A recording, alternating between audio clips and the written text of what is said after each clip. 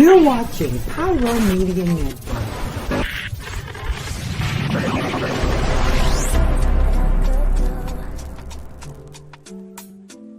I could be running or I'm chasing you, but I won't.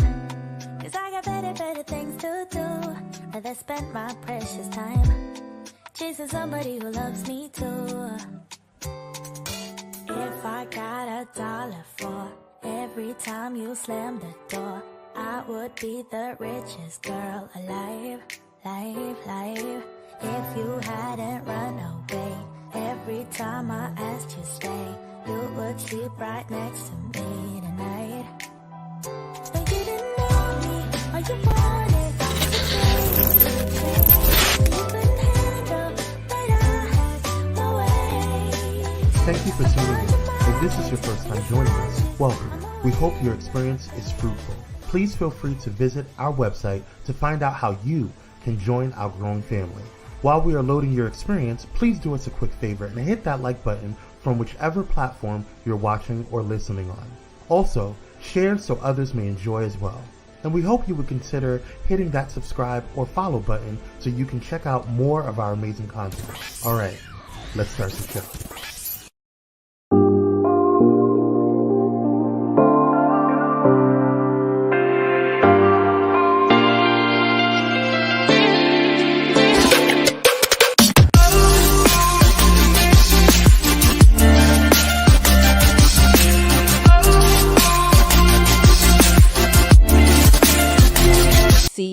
A little bit of background about who I am. A lot of you may be new to me and haven't read my first book. And she was asking me about my teen pregnancy life, and I had to go back 20 plus years and think through. So if you're interested, take a listen, take a watch of this wonderful episode, and I'll see you next week. Well, hello. Happy Wednesday. Welcome to She Is Shenomenal. I am your host, Tasha Champion, the Shenomenal coach of Champion Empowerment. Always teaching you to love the champion you are. And you guys, can y'all believe like we're already in May? It's over my head right now. I'm like, wait, so we had Tasha.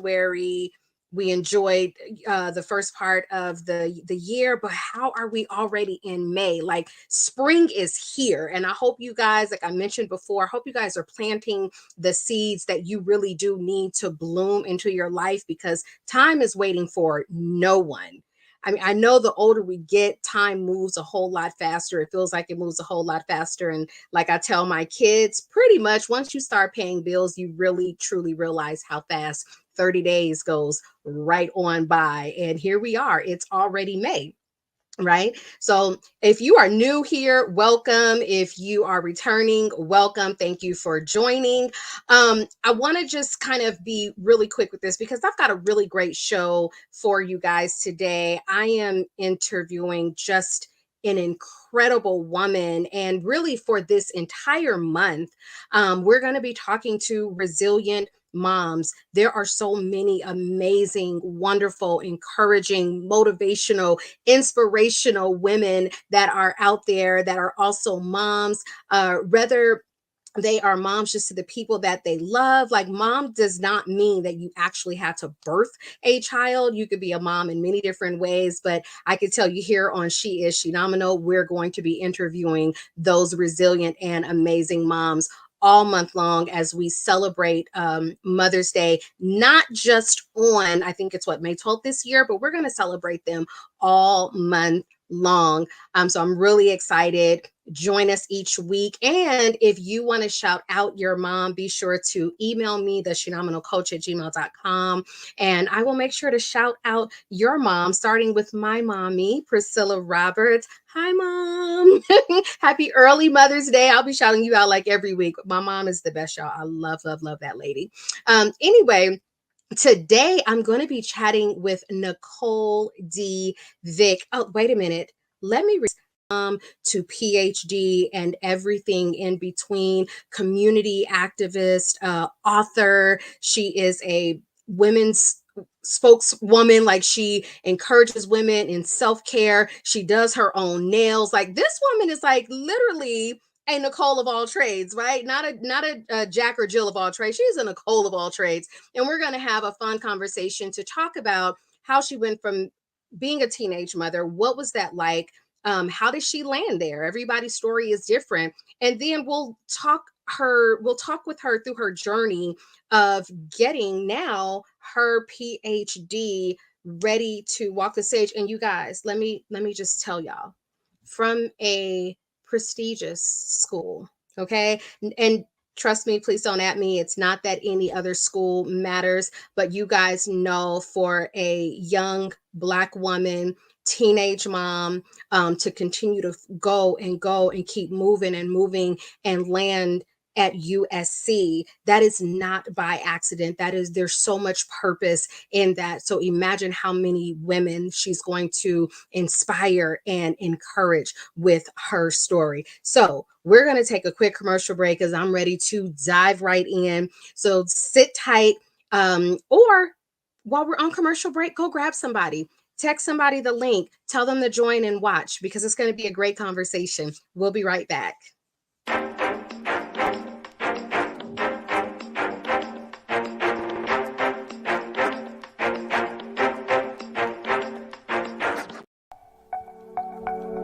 Are you ready for enlightening conversations that transcend boundaries?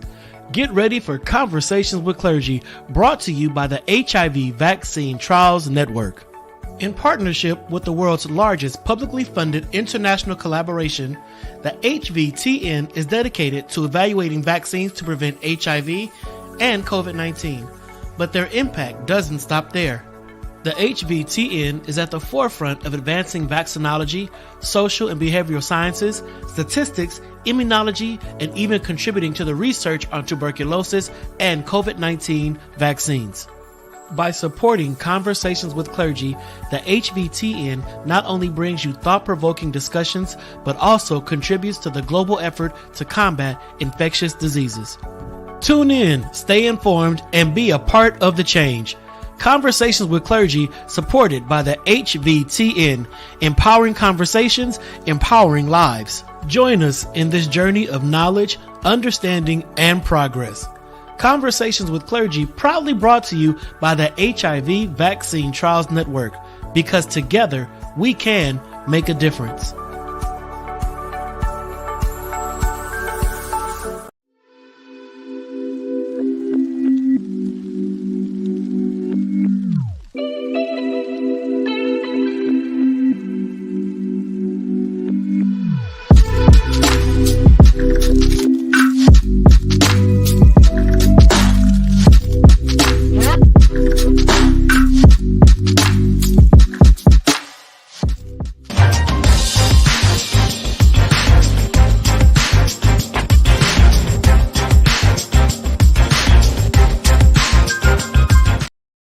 All right, welcome back.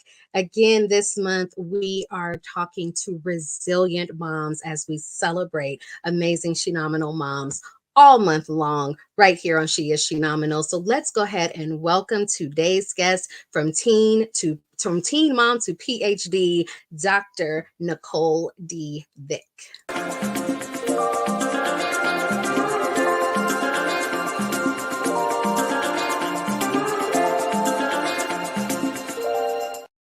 I love this. Hello.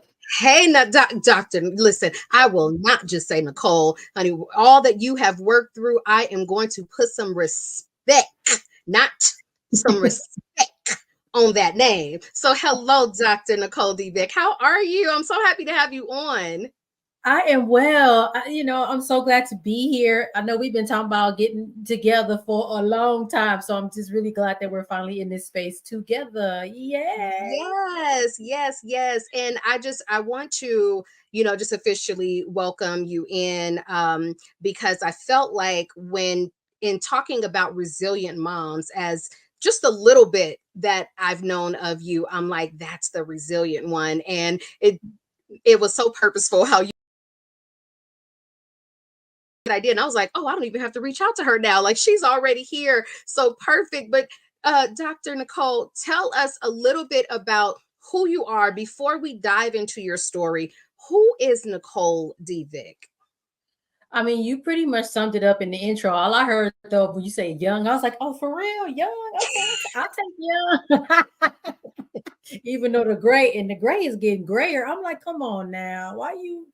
Anyway, so I am a lifelong South Los Angeles resident. So I'll start there. My family has been in South Los Angeles for almost 100 years. They came here from Oklahoma by way of Tennessee. So I'll start there.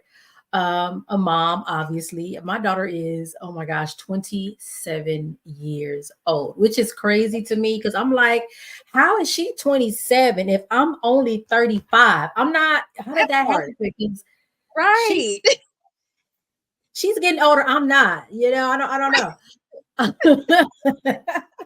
I'm a public health professional, so that is my background. 20 plus years of public health work. I've taught public health in some of the local universities around. And as you mentioned, I am working on my doctorate. I will be done very soon. Graduation is very soon, so really excited about that. Yes, you talked about the nails. The nails is, is Yes. here. I've done things like pop-up shops. I'm really, invested in my community. So when I think of ways to do things, I try to make stuff happen. So I used to open up my backyard and do pop-up shops for Black women business owners. I'm an author. I've written two books, and I've contributed chapters to two anthologies, so 4 publications total. So I just be doing all kind of stuff. I don't even know.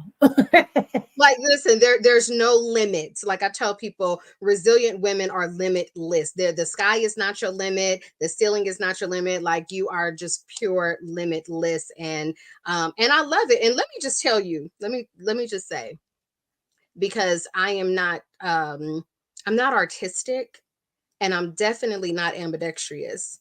I cannot understand how you can do all 10 of your nails. I'm like, I watch the videos and I'm like, how does she do this? It is amazing.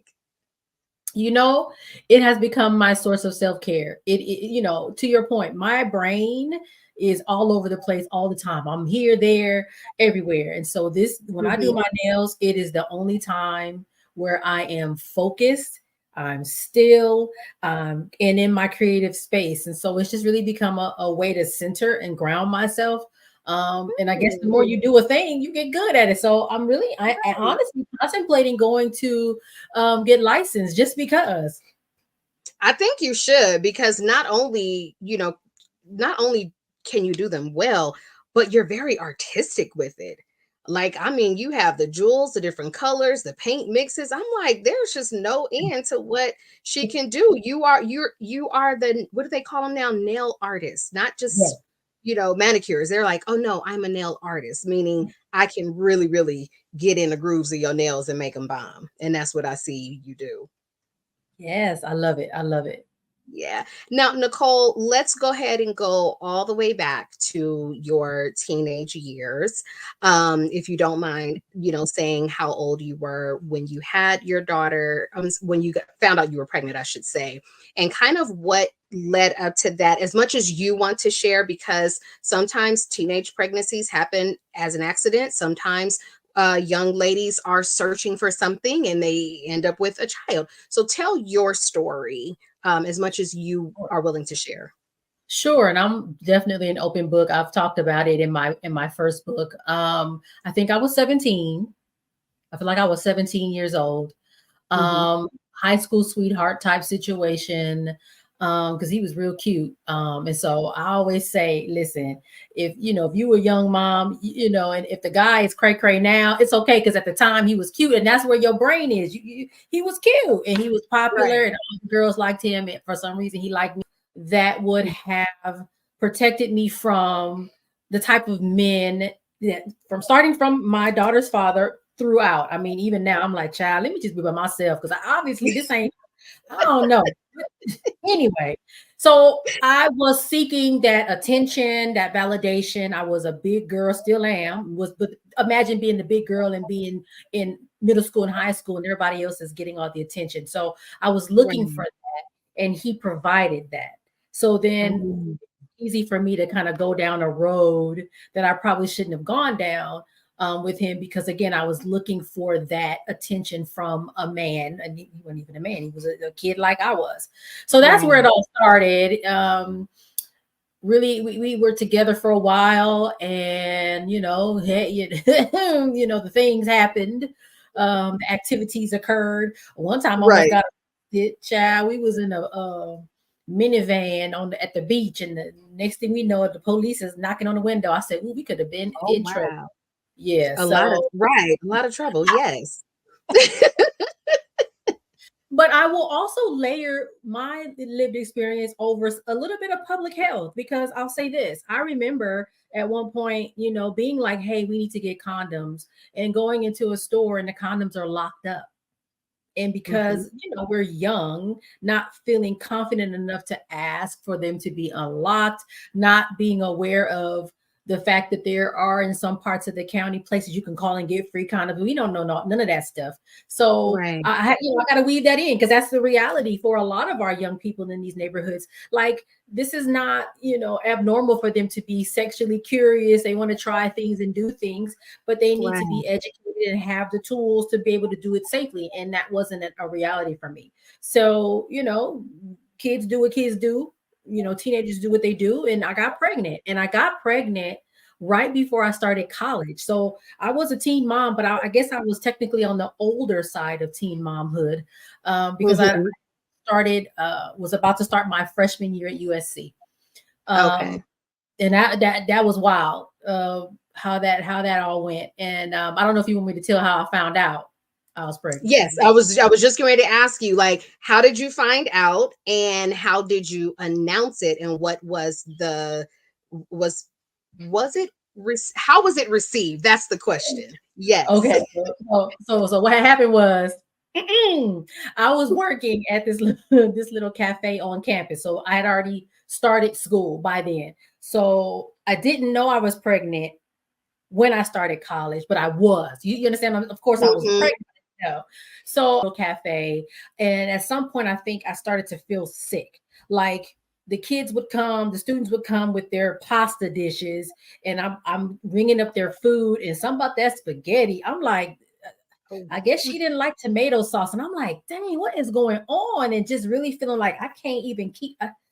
So finally, I went to the student health center, and the physician was like, "Yeah, well, it sounds like something. So let's see." So she did an exam. So she laid me down and was in there with her fingers, and she was like, "I think there's something there. Let's do a blood test and make sure." And then she was like, "Yes, you're pregnant." And I was like, "Whoa." Um, I remember I walked out. There was a payphone. So this was 1996. I Okay. guess I didn't have a cell phone. I don't know. When did cell phones become big? It must not have been around Wasn't that time. you. Not even. So Unless you had the brick phone. right, what it be. So I called him. I called her dad, and hey dad, that's what I said to him, and he was like, "What?" I'm like, "Yeah, I'm pregnant," and he, was kind of like, "Oh my gosh." So he was a little freaked out. Now let's talk about when I had to tell my mama, okay? Because Yeah, that story. That's something. that's My mother, always different. yes, my mom. I don't know how to describe her, but she's interesting. We I think at that point hadn't had a very good relationship, especially because I had the boyfriend and she didn't like the boyfriend, so we bumped heads a lot. I was still Of living at course. home. So I said to myself, I'm gonna have to tell her in public, because I don't know what she finna do to me. You need safety. Yes. So we used to still go grocery shopping together. We went to the Ralphs in Ladera Heights, because I think at that time that was really the only Ralphs that was like nice in this neighborhood. So we in the Ralphs, and she's in the produce section. We're in the produce section together. I break from her, so she's over there looking at the lettuce. I don't know, whatever. I go over to the prenatal vitamins, grab a bottle, and I put it in the cart. Is this wait, pause. Is this your way of telling your mother that you are pregnant? You just gonna slide, not multivitamins. You are going to just literally just casually place some prenatals into the grocery cart. Set them in the cart.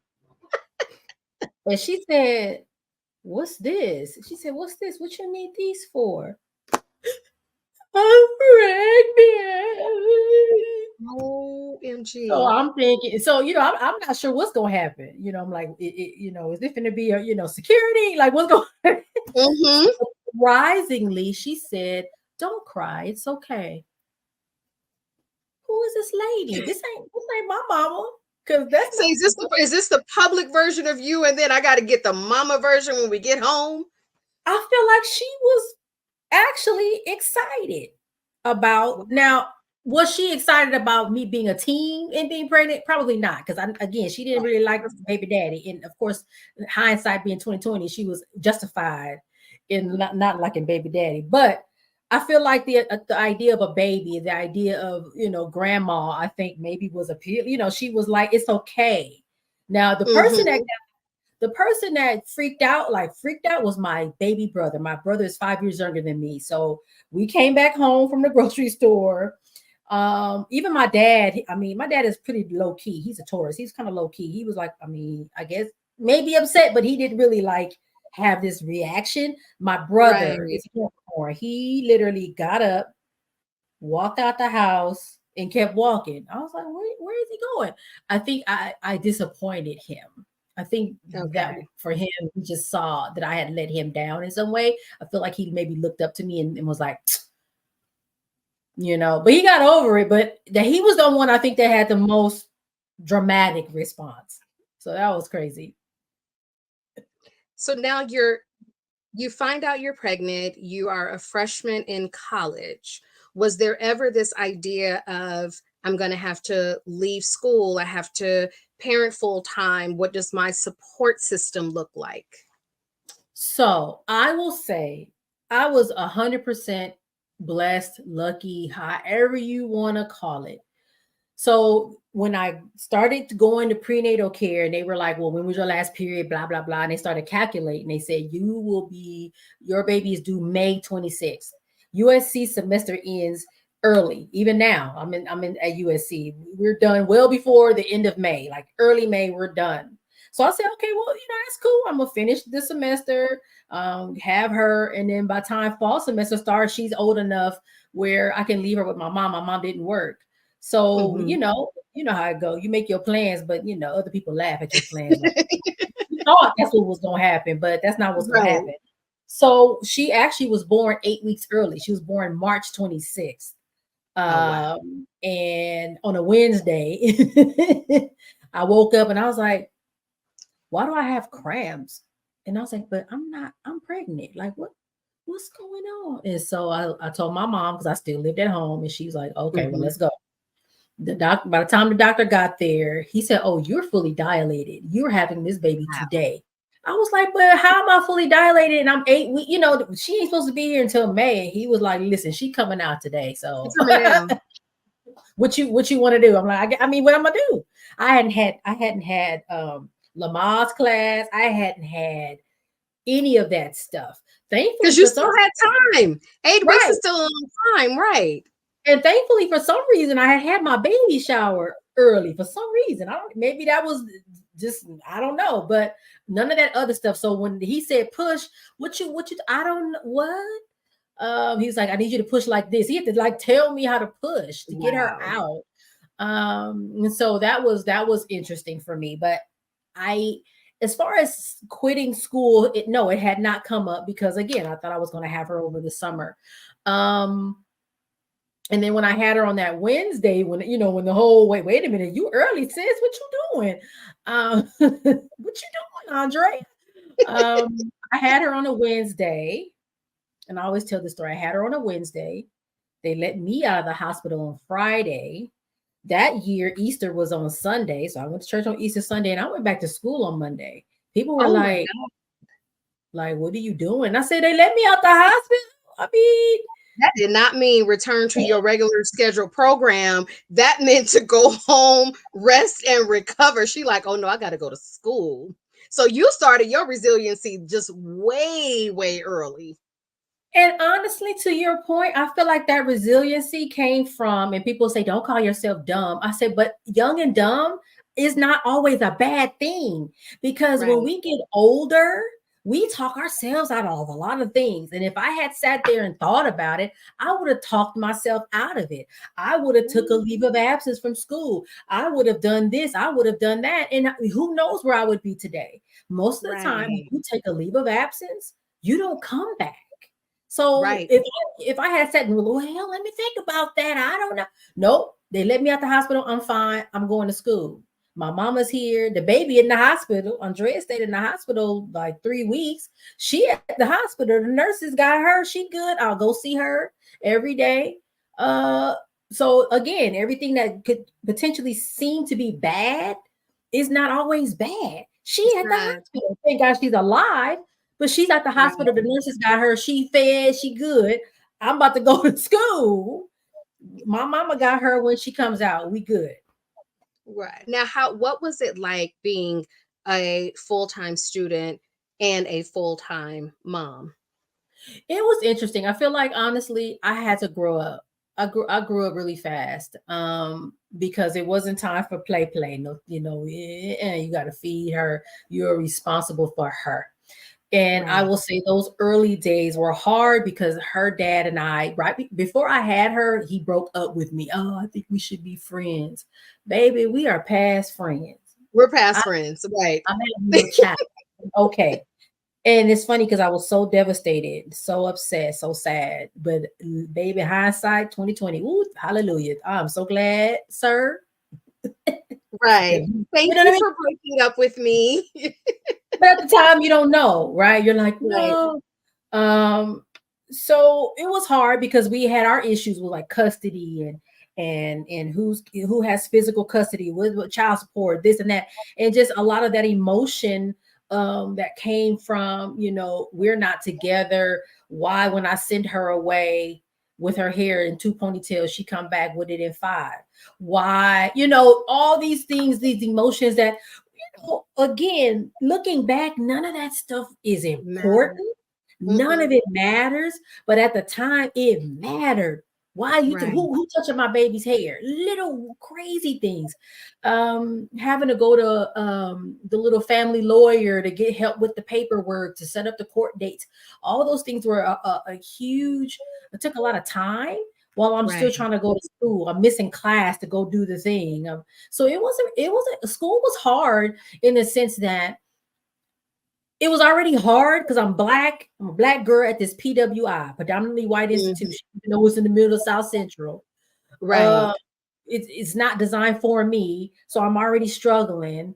And then Mhm. the baby, and then the relationship stuff. It just was a lot of layers that I had to navigate through, and it made it really difficult. Wow. So we have to take a quick commercial break, but you brought up a really good point, and you're talking about like you were at a school that really was not designed for you to be a student. So when we come back from commercial break, I want to talk about what was that like? Like you're already processing, I'm a mom. I'm fighting with the dad over custody. I'm fighting to belong in a place that's fighting against me being here. So what were some of those steps that you had to take to continue to push through, which I know is the name of one of your books, but just that what was that journey like where you're like, I just got to keep pushing through? And how did you maintain mental health during that, because these are things that really can break you, and somehow you found more resiliency in it? So think about that. I know that that was, a loaded question, but we're going to take a quick commercial break, and we'll be right back with Dr. Nicole D. Vick.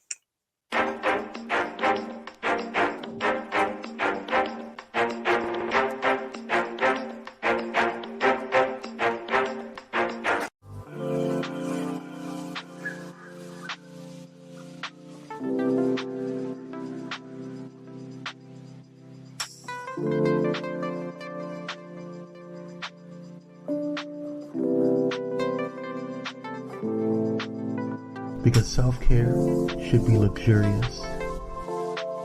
Luxe Noir. Elevate your entertainment with Watch Vim. Discover the ultimate online streaming destination. Get an auto-renewing monthly subscription for unlimited content on all devices. Join us in supporting a Black-owned streaming platform that brings top-tier entertainment. Let the streaming excitement begin at Watch Vim, your seamless experience for endless entertainment. Stream online or download the Watch Vim app now.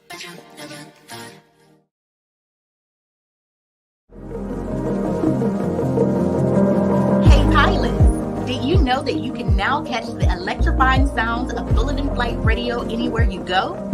Yes, you heard it right. Tune in to the high-flying beats and soaring melodies by downloading the TuneIn app on your mobile device. Just search for Bullet in Flight Radio and hit play. It's that easy. And if you have a smart device like Alexa or Google, just say, "Hey Google," or "Alexa, play Bullet in Flight Radio on TuneIn."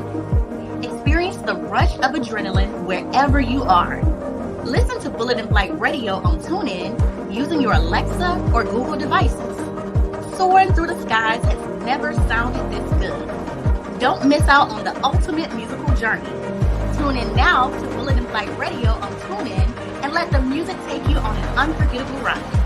Get ready to elevate your listening experience. Brought to you by Bullet in Flight Radio.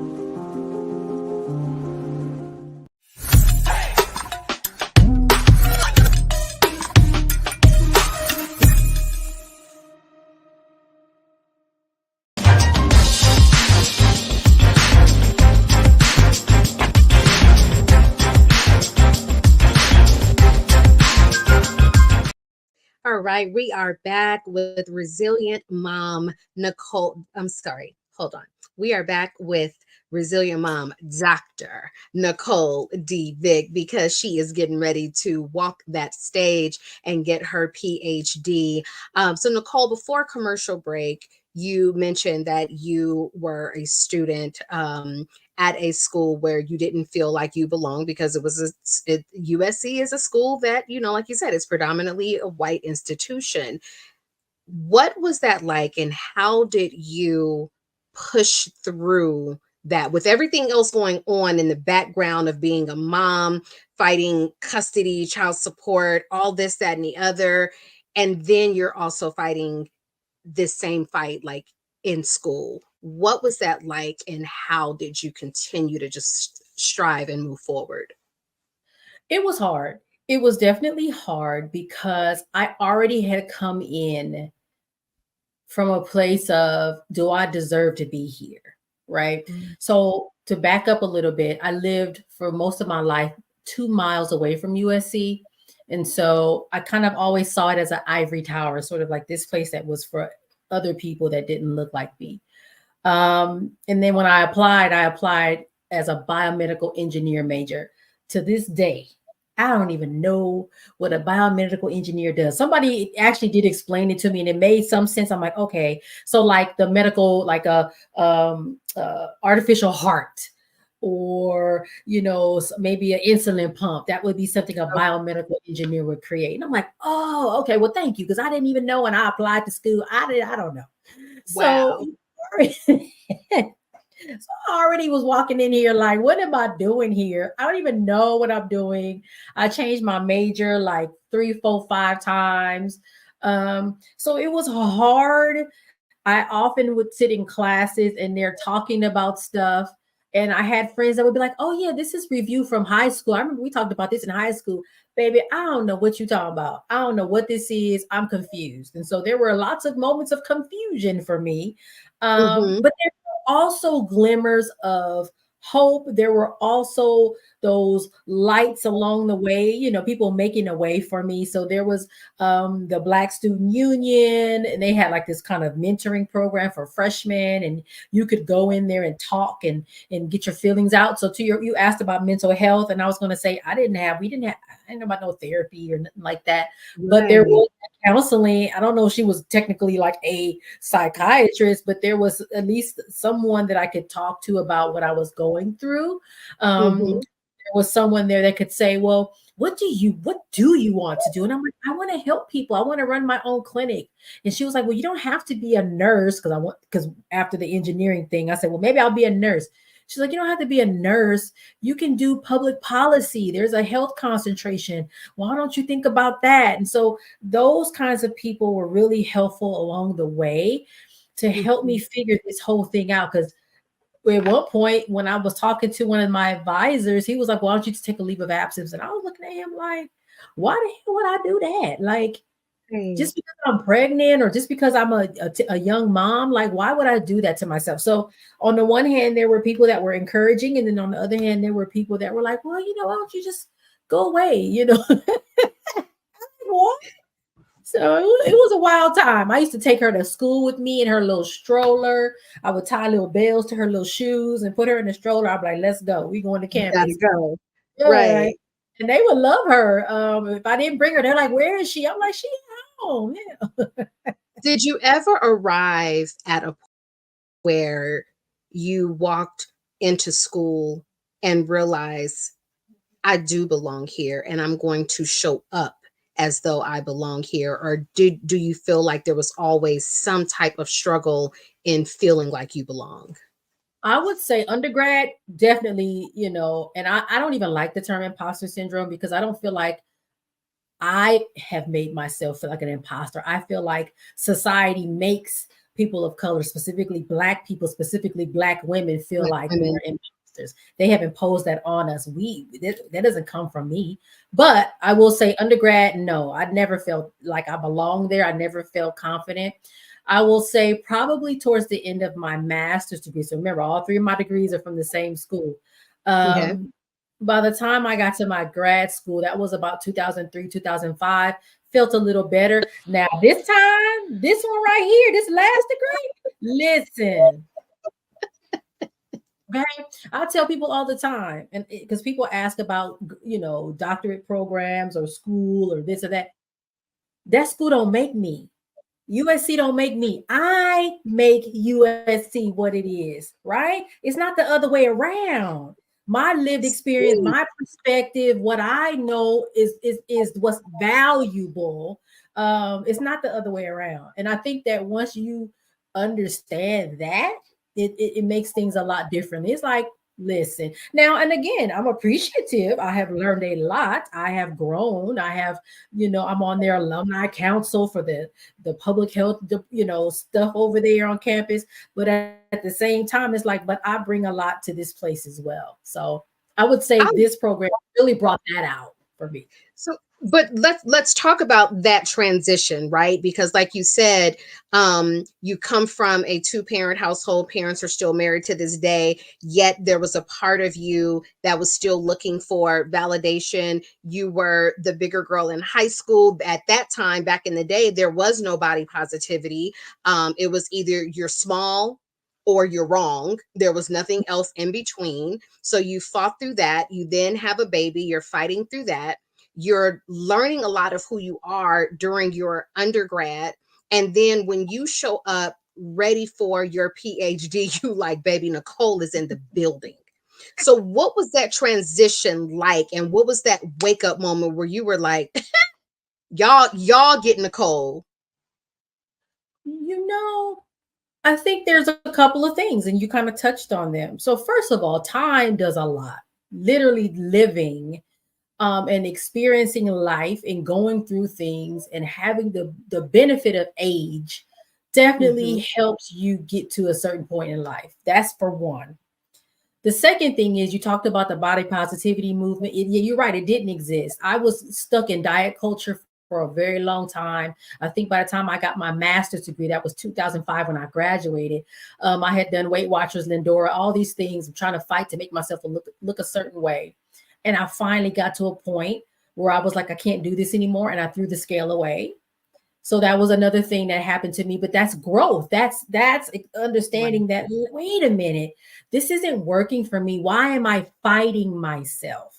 Like if I'm going to be gentle with anybody in the world, the first person it should be is me, because there's only one me. If I'm not here, then right. So it was just those years of experiencing things, even with the relationships. I had one, not this last one, we ain't gonna clown him like that, but the one before that was a little rough, and I was like, woo, can't do this no more. This don't make no sense.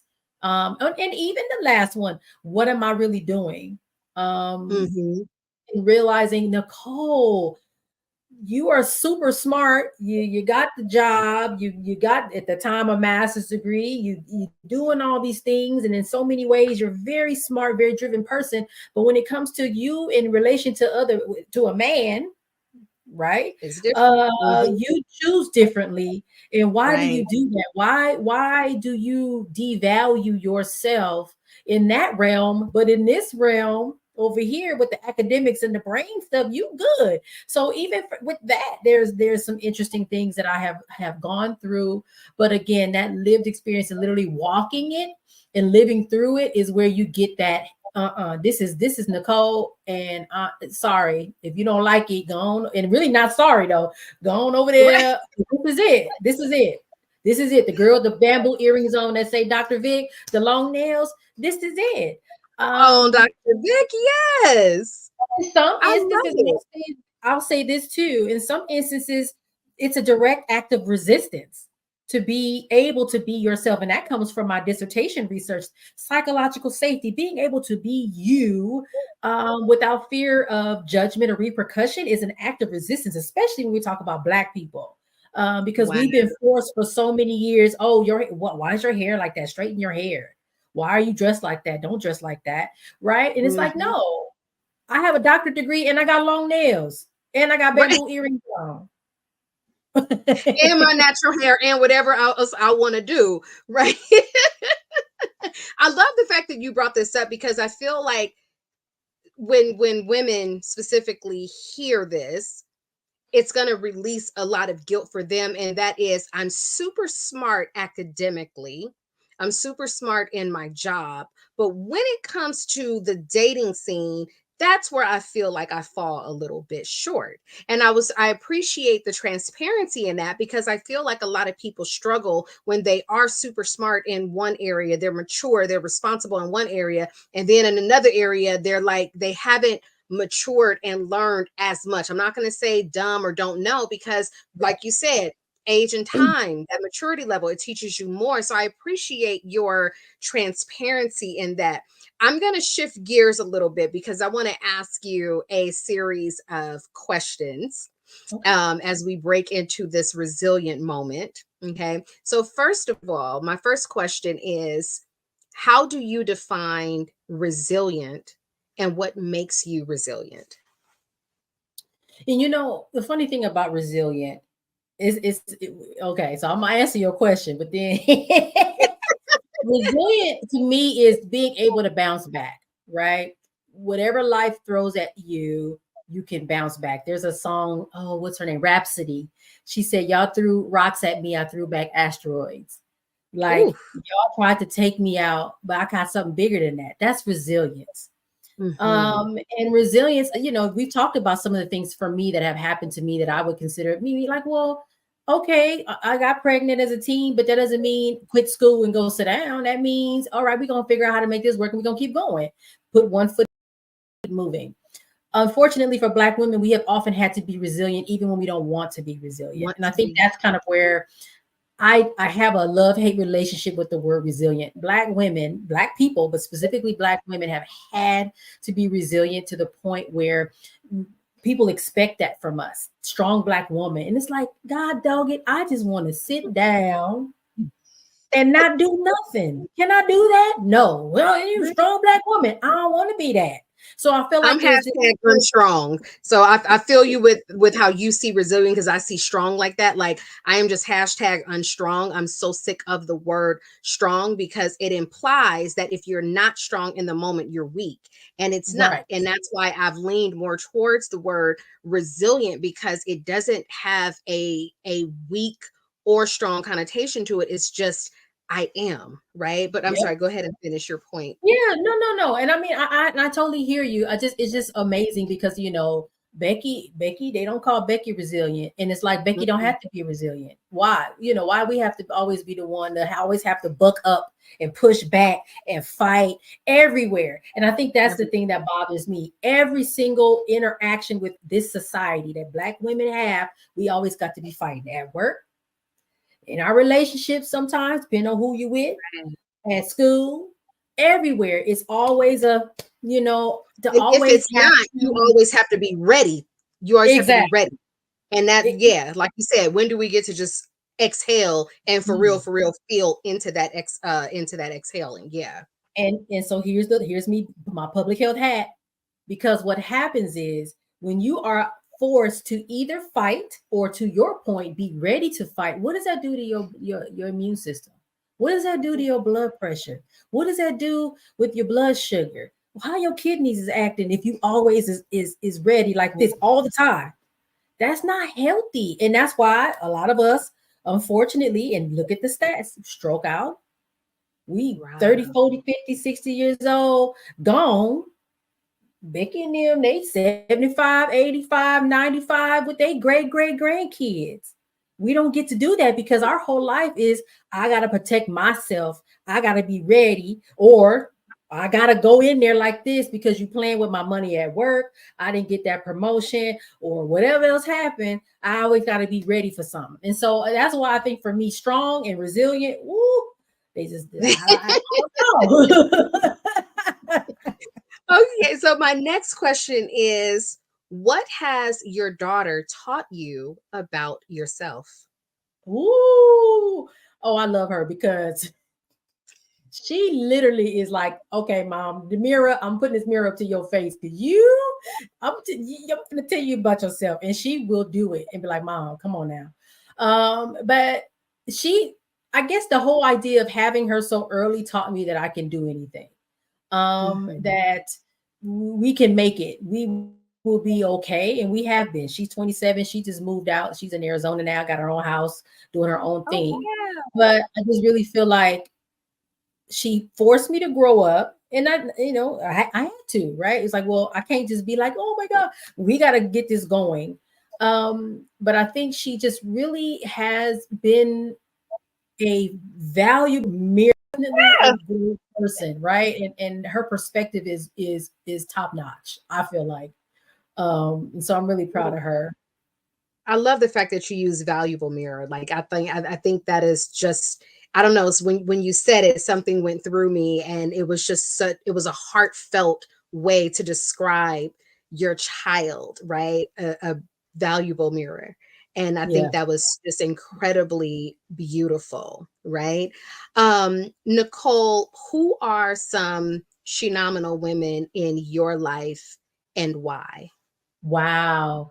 I have a lot. I've been so blessed that I have had so many people come in and out of my life, in any number of ways. So I'll try to be brief. I won't, name them all, obviously, but I'll start with the ancestors. My great grandmother. When I was in grade school, I remember one day she said to me, "So you're gonna go to college, right?" And I said, "Yeah," because of course you're supposed to say yeah. What you gonna say no? I'm like, "Yeah." And she said, "Good, because you'll be Dr. Vick."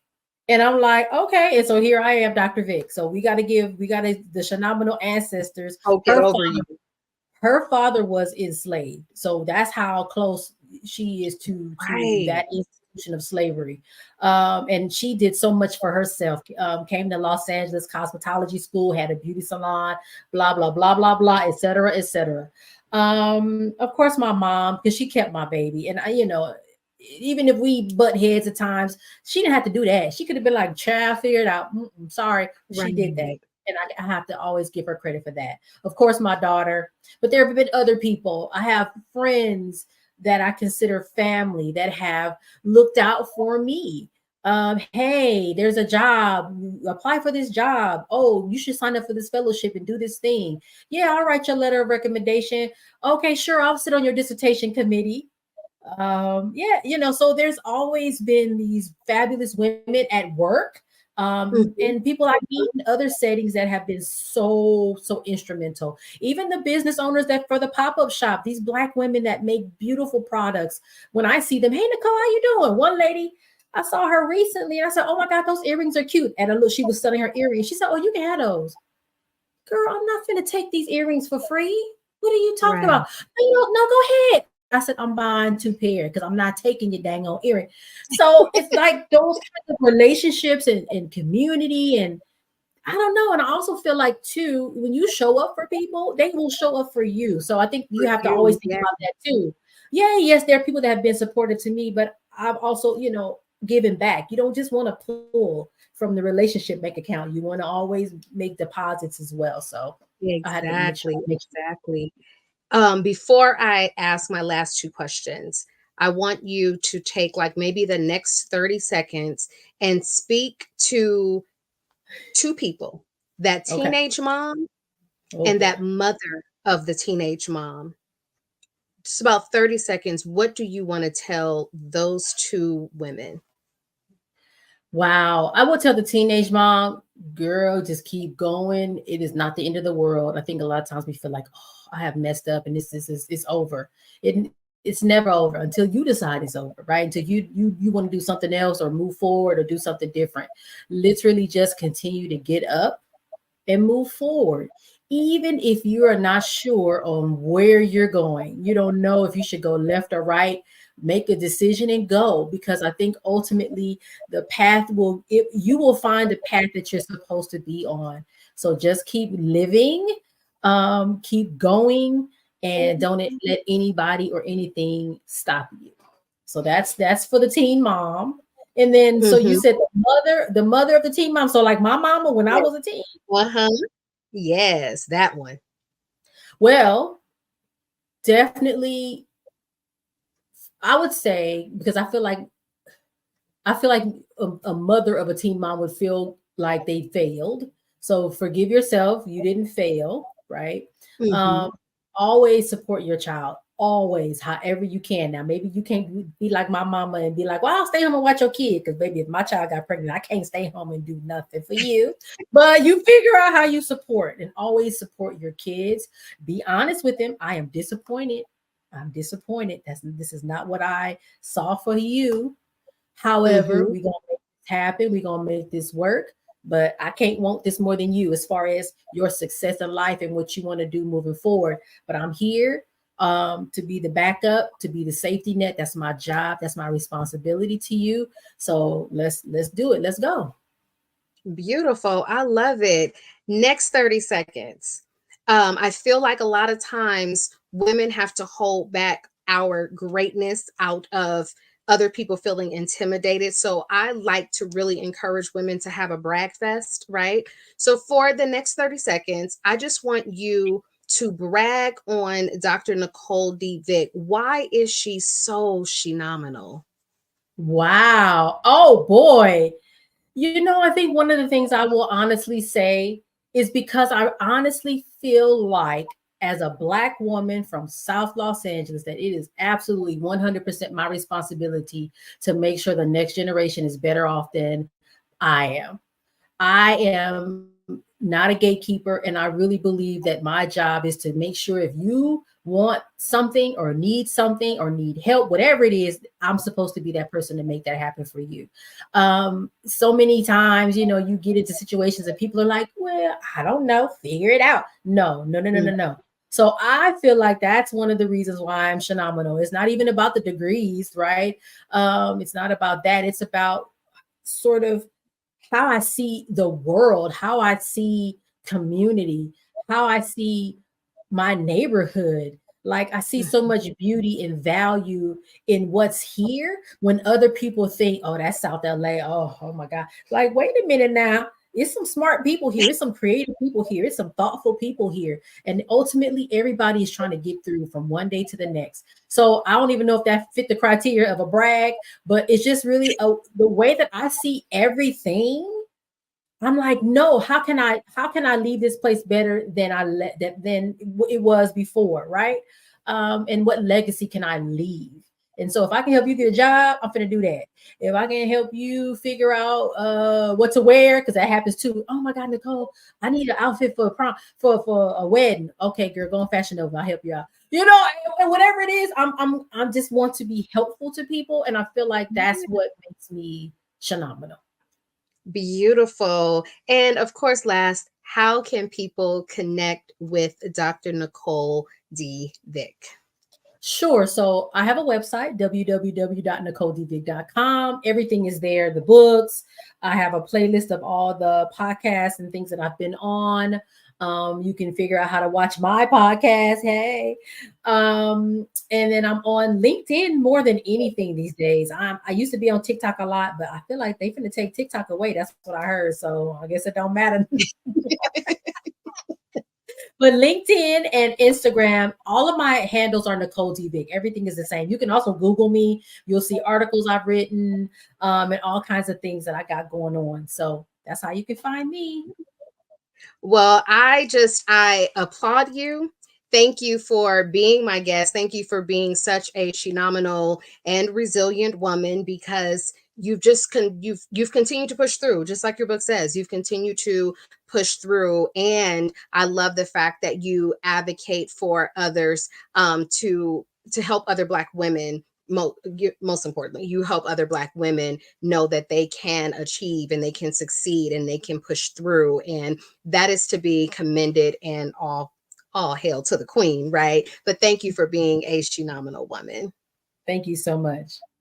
Absolutely. And to everyone else, to all the moms out there, I look forward to having more conversations this month as we chat each week with a resilient mom, celebrating moms everywhere. I will see you next week. Have a good one.